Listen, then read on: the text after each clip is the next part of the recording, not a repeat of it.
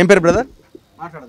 నా పేరు మనోజ్ కుమార్ రెడ్డి. వీళ్ళంతా ర్యాంక్స్ వచ్చిన వాళ్ళు? ఎస్, వీళ్ళంతా ర్యాంక్స్ వచ్చిన వాళ్ళే. ఈ రోజు మా బాధ చెప్పుకోవడానికి ఇక్కడికి వచ్చామండి మేమందరం. ఏమంటున్నారు బయట అంటే మేము కూడా లైవ్ పెట్టినాం, దాని కింద కామెంట్స్ ఏంటంటే ఇదంతా పెట్టించిన ప్రెస్ మీట్, ఇది కాంగ్రెస్ వాళ్ళు పెట్టించారు, అందుకే లోపల ఇంకొక పార్టీ మీదనో ఇంకొకరి మీదనో బురద జల్లుతున్నారని ఒక ఎలిగేషన్ స్టార్ట్ అయింది ఆల్రెడీ. మీరు దీనికి ఫస్ట్ మీరు ఇదే ఆన్సర్ చేయాల్సిన అవసరం ఉంది. ఈ వేదిక మీదకి వెళ్ళి మేము కాంగ్రెస్ గవర్నమెంట్ని కూడా ప్రశ్నిద్దాం అనుకుంటున్నామండి. 3 కోట్లు ఇచ్చారని చెప్పేసి ఎవరైతే ఆరోపణలు చేస్తున్నారో ఆ ఆరోపణలు ఖండిస్తూ మేము ఇక్కడికి వచ్చి మేము ఇక్కడ ఇవ్వలేదు అని చెప్పేసి చెప్తున్నాము. కాంగ్రెస్ పార్టీకి వెళ్ళి కూడా బయటకు వచ్చి మేము కూడా తీసుకోలేదు, ఎవరిచ్చారు 3 కోట్లు అని చెప్పేసి ప్రశ్నించాల్సిందిగా మేము కూడా కోరుతున్నాము. ఆల్రెడీ నిన్న ఒక ఎంపీ గారు కానివ్వండి, వేరే ఒక టీపీసీసీ జనరల్ సెక్రటరీ కానీ మాట్లాడడం జరిగింది. ఇదే విషయం మీద కాంగ్రెస్ వాళ్ళు కూడా కేసులు పెడుతున్నారు. మేము ఏ పార్టీ కాదు, మేము ఎవరికి సపోర్ట్ కాదండి. మాకు మా ర్యాంకులు కావాలి, మాకు మా ఉద్యోగాలు కావాలి, అంతే. ఎవరైనా మిమ్మల్ని సరే వాళ్ళని ఇన్ఫ్లుయెన్స్ చేసిరో, మిమ్మల్ని ప్రొవోకేట్ చేసిరో అని అనను కానీ మరి మీరు ఎందుకు సైలెంట్గా ఉన్నారు? మీరు కూడా ప్రెస్ మీట్ పెట్టాలి కదా అని మిమ్మల్ని ఎవరైనా పంపించారా? మీకు మీరుగా అందరూ అనుకొని వచ్చి ప్రెస్ మీట్ పెట్టారు? 5 ఏళ్ళుగా 6 ఏళ్ళుగా కష్టపడి చదివి గ్రూప్ 1 ఉద్యోగాలు తెచ్చుకున్నామండి మేము. ఒకరు ప్రొవోకేట్ చేస్తే ప్రొవోకేట్ అయ్యే వాళ్ళం కాదు, ఒకరు వద్దు అంటే ఊరుకునే వాళ్ళం కాదు. ఇది మాకంటే ఎక్కువ మా తల్లిదండ్రుల బాధ. వెళ్ళాలి, మనం మాట్లాడాలని వాళ్ళు మమ్మల్ని తీసుకొచ్చారు తప్ప మేము వాళ్ళని తీసుకురాలేదు, మమ్మల్ని ఎవరు పంపలేదు. ఓకే, ఇప్పుడు మీకు ర్యాంక్స్ రావడం దీంట్లో పెద్ద ఎత్తున అవినీతి జరిగిందని ఒకటి, కరెక్షన్ సరిగ్గా చేయలేదన్నది రెండోది, తెలుగు మీడియం స్టూడెంట్స్కి అన్యాయం జరిగిందన్నది, ఇట్లా రకరకాల అంశాలు ఉన్నాయి. వీటిని మీరు ఏకీభవిస్తారా? మీరు చాలా రోజులుగా ప్రెస్ ఛానల్ నడుపుతున్నారండి. ఈ మధ్య లాస్ట్ 4-5 రోజుల నుంచి లేదంటే వారం రోజుల నుంచి నడుస్తుంది 3 కోట్ల ఇది ఏదైతే స్కామ్ అని చెప్పేసి అంటున్నారు. 6 నెలలకి వెళ్ళి ఎక్కడ పోయారండి వీళ్ళు? వీళ్ళకి ముందు నుంచే తెలిసి మేము ఆనాటి నుంచి అనుకుంటున్నాం అన్నారు కదా. మీ మెయిన్స్ పరీక్షలు రాసినాడే చెప్పాల్సింది.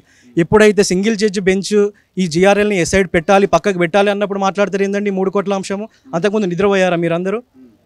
ఎవరిస్తారండి 3 కోట్లు? ఇప్పుడు నెక్స్ట్ నేను మాట్లాడిన తర్వాత మా వాళ్ళందరూ మాట్లాడతారు. తల్లి లేక తండ్రి లేక అసలు ఆర్ఫాన్స్ ఉండి చదువుకున్న వాళ్ళు ఉన్నారండి. సంవత్సరం పొడవుతా కష్టపడితే 3 లక్షల్లో అని వాళ్ళు 3 కోట్లు ఎక్కడికి వెళ్ళి తెచ్చిస్తారు? 3 కోట్లు 4 కోట్లు అమ్ముకున్నారన్నది సరే, పొలిటికల్గా వాళ్ళకి వాళ్ళకి వీళ్ళు మాట్లాడుకుంటున్నారేమో. సో నేననేది ఏంటంటే ఇక్కడ ఈ వాల్యుయేషన్లో అన్యాయం జరిగిన మాట వాస్తవమా కాదా? సరే, ఇప్పుడు ఇందులో అందరికీ న్యాయం జరిగింది, అన్యాయం జరిగిందని నేను అనట్లేదు. కొన్ని పేపర్స్లో తప్పుగా దిద్దారనో, లేకపోతే నిర్లక్ష్యమో అనుకోవచ్చు, లేకపోతే అర్హత కలిగిన ప్రొఫెసర్లతో దిద్దించడం కాకపోవచ్చు, ఇట్లా కొన్ని జరిగి ఉండొచ్చా? మీకేమైనా అనుమానం ఉందా? వాళ్ళ ఆరోపణని మీరు ఏకీభవిస్తున్నారా? మాతో పాటు కష్టపడి చదువుకున్న మా ఫ్రెండ్సే కొంతమంది వాళ్ళకి మార్కులు తక్కువ వచ్చాయనో, వాళ్ళకి మంచి పోస్టులు రాలేదనో, వాళ్ళు సరిగ్గా జరగలేదని చెప్పేసి కోర్టుకు వెళ్ళడం జరిగింది. ఇక్కడ వాదనలు జరిగాయి, ప్రతివాదనలు జరిగాయి. జడ్జి గారు ఒక లైన్ ఆఫ్ థాట్లో వెళ్ళి జడ్జి గారికి అనిపించింది, జడ్జి గారు తీర్పిచ్చారు. ఇప్పుడు దాన్ని మేము డివిజన్ బెంచ్లో అప్పీల్ చేయడానికి వెళ్తున్నాము. జడ్జి గారు ఇచ్చింది కోర్టులోనే ఉంది, డివిజన్ బెంచ్ మళ్ళీ కోర్టులోనే వెళ్తున్నాము.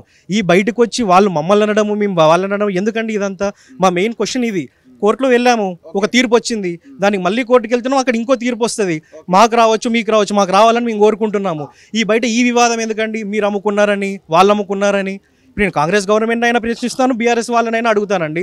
పోనీ ఇంతకుముందు బీఆర్ఎస్ వాళ్ళు ఉన్నప్పుడు పేపర్ లీకులు జరిగాయి, వాళ్ళు డివిజన్ బెంచ్కి వెళ్తారు, సుప్రీంకోర్టుకి వెళ్తారు. ఈరోజు దాసోజ్ శ్రవణ్ గారు, ఆర్ఎస్ ప్రవీణ్ కుమార్ గారు, రాకేష్ రెడ్డి గారు వీళ్ళందరూ టీజీపీఎస్కి వెళ్ళి మీరు డివిజన్ బెంచ్కి వెళ్ళొద్దు, గొంతు కోయొద్దు స్టూడెంట్స్ అంటారు. మరి వీళ్ళు ఇంతకుముందు డివిజన్ బెంచ్కి వెళ్ళినప్పుడు గొంతు కోసినట్టేనా?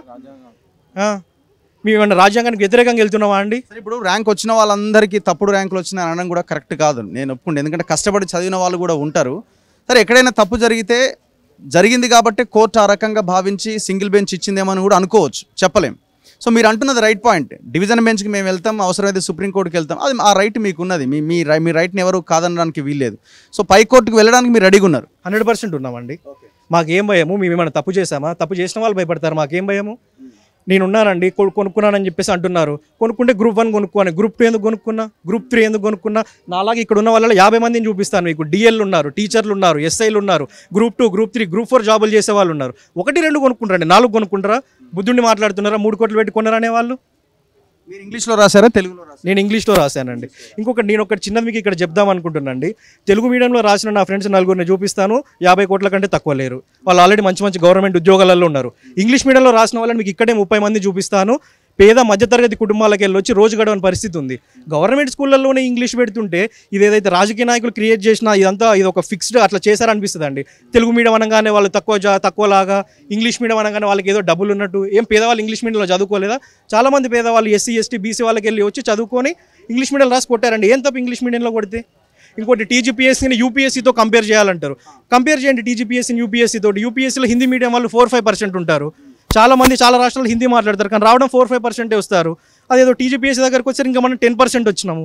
ఏముందండి, ఏపీపీఎస్సీలో 9.5% ఉంటే మన దగ్గర వాళ్ళకంటే ఎక్కువే ఉంది. ఏం తప్పు జరిగింది? యూపీఎస్సీ తోటి కంపేర్ చేద్దామంటారు, ఇక్కడ కంపేర్ చేసి చూడండి. అక్కడ హిందీ వాళ్ళు ఓవరాల్ ఇండియాలో 5% ఉంటే తెలంగాణలో 10% వచ్చారు. ఏందండి ఇది? అదేదో తెలుగు మీడియం వాళ్ళనగానే వాళ్ళపైన సానుభూతి చూపించి వాళ్ళ మీద ప్రేమ ఒలకబోసి వీళ్ళంతా వాళ్ళని లేపుతున్నాం అన్నట్టుగా ఓట్లు దండుకునే ఇది బంద్ చేయాలండి. కాంగ్రెస్ వాళ్ళైనా బంద్ చేయాలి, టీఆర్ఎస్ వాళ్ళైనా బంద్ చేయాలి, బీజేపీ వాళ్ళైనా బంద్ చేయాలి.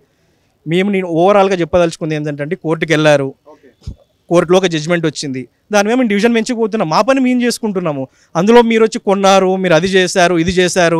ఇంతకుముందు ఏదైతే కోచింగ్ ఇన్స్టిట్యూట్ వాళ్ళు ర్యాంక్, నాకు 11th ర్యాంక్ అండి, 11th ర్యాంక్ వచ్చిన రోజు నాకు ఏ కోచింగ్ ఇన్స్టిట్యూట్ వాళ్ళు అయితే వచ్చి వీడియో ఇవ్వండి, మాకు పోడ్కాస్ట్ చేయండి, మాకు బయటలు ఇవ్వండి అని అడిగారు.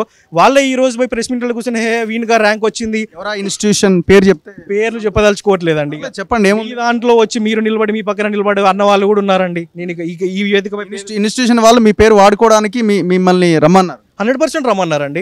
నేను వాళ్ళ దగ్గర ఏ టెస్ట్ సిరీస్ రాయలేదు, నేను వాళ్ళ దగ్గర ఏది రాయలేదు. మీరు వచ్చి మా దగ్గర ఒక బయట ఇవ్వండి, ఫ్లెక్స్ మీద మీ పేరు వేసుకుంటామని అడిగిన వాళ్ళే.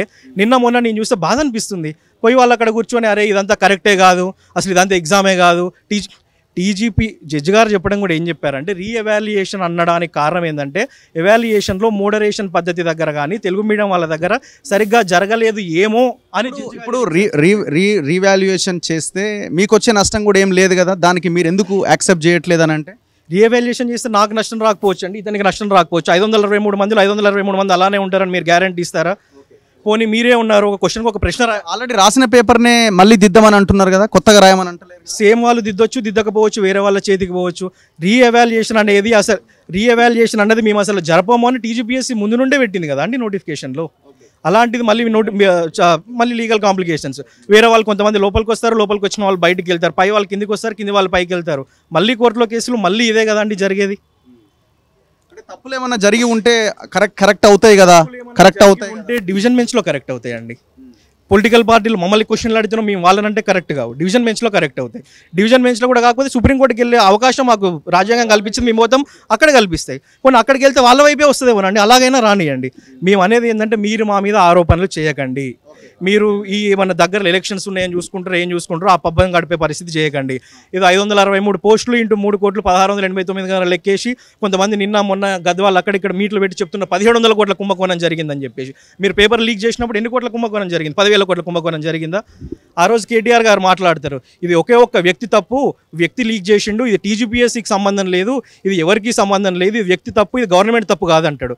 ఈ రోజు వచ్చేసి ఏమంటాడు అదే మనిషి, అసలు ఇక్కడ ఏమి ఆధారం లేకుండానే గవర్నమెంట్ అమ్ముకుంది పోస్ట్ అంటాడు. దానికి ఆధారాలు చూపించగలరా ఈరోజు కేటీఆర్ గారు? ఆ రోజు ఆధారాలతో సహా బయటపడితేనేమో ఇది ఒక వ్యక్తి తప్పు అంటారు, టీజీపీఎస్సీకి సంబంధం లేదంటారు, గవర్నమెంట్కి సంబంధం లేదంటారు. ఈ రోజు మాత్రమేమో ఇది అసలు ఏమీ లేకముందే. జడ్జి గారు కూడా ఏం చెప్పారు, ఏమన్నా లోపాలు జరిగి ఉండొచ్చేమో అన్న బెనిఫిట్ ఆఫ్ డౌట్ తోటి జడ్జి గారు ఇలా ఇచ్చారు, మేము దానికి డివిజన్ బెంచ్కి పోతున్నాం. ఈ మాత్రం దానికి 3 కోట్లు అని చెప్పేసి మాట్లాడడం కరెక్టా అండి?